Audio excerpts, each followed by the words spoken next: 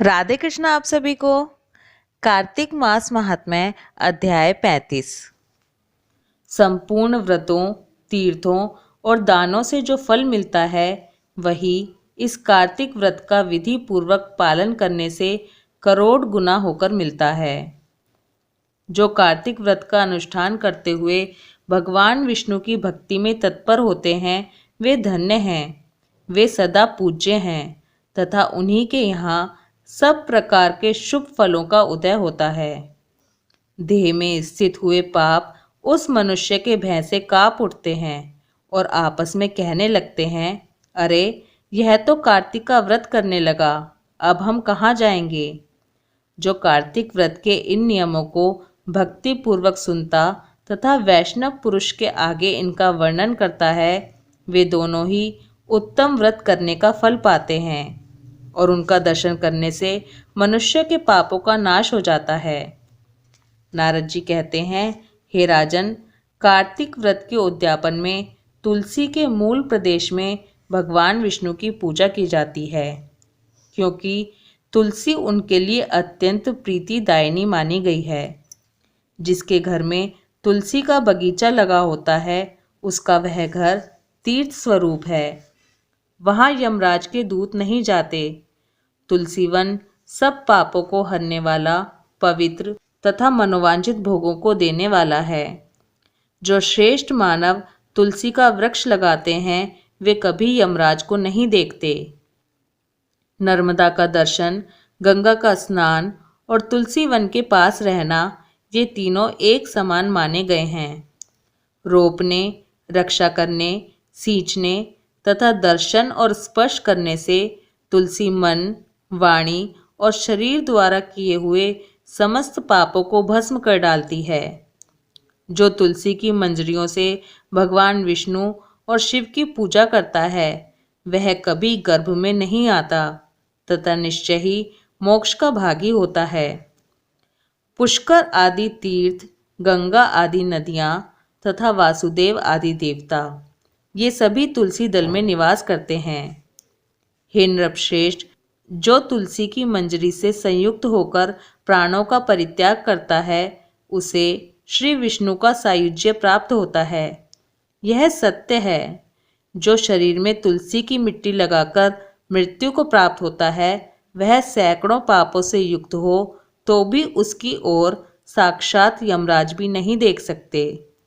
जो मनुष्य तुलसी काष्ठ का चंदन लगाता है उसके शरीर को पाप नहीं छू सकते।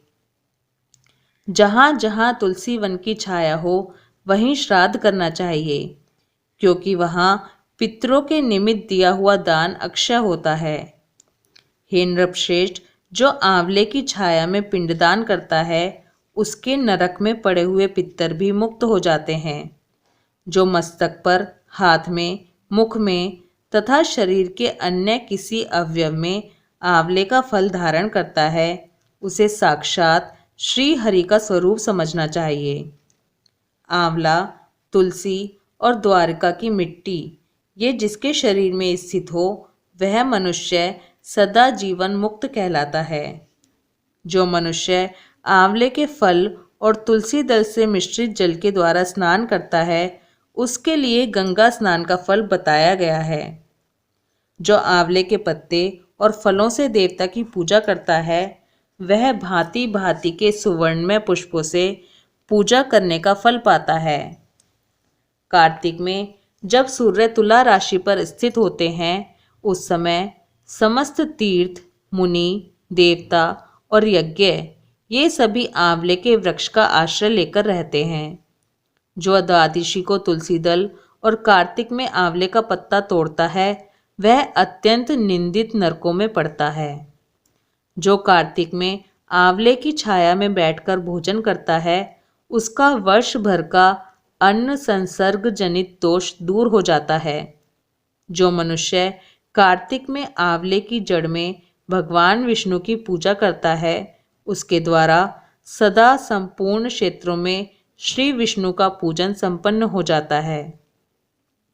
जैसे भगवान विष्णु की महिमा का पूरा पूरा वर्णन असंभव है, उसी प्रकार आंवले और तुलसी के महात्म्य का भी वर्णन नहीं हो सकता। जो आंवले और तुलसी की उत्पत्ति कथा को भक्ति पूर्वक सुनता और सुनाता है, वह पाप रहित हो अपने पूर्वजों के साथ श्रेष्ठ विमान पर बैठकर स्वर्गलोक में जाता है। सूत जी कहते हैं, ब्रह्मा जी के मुख से इस प्रकार कार्तिक महात्म्य की कथा सुनकर नारद जी प्रेम में मग्न हो गए। उन्होंने ब्रह्मा जी को बारंबार प्रणाम किया और स्वेच्छा अनुसार वहां से चले गए। कार्तिक मास महात्म्य अध्याय 35 समाप्त। बांके बिहारी जी की कृपा और आप सबके सहयोग से कार्तिक मास का ये महात्म्य आज समाप्त हुआ और कार्तिक मास पूर्ण हुआ। कहीं भी हुए त्रुटिपूर्ण उच्चारण के लिए आप सभी से क्षमा चाहती हूँ। आई होप आप आगे भी गोपाल सखी परिवार से ऐसे ही जुड़े रहेंगे। राधे कृष्णा।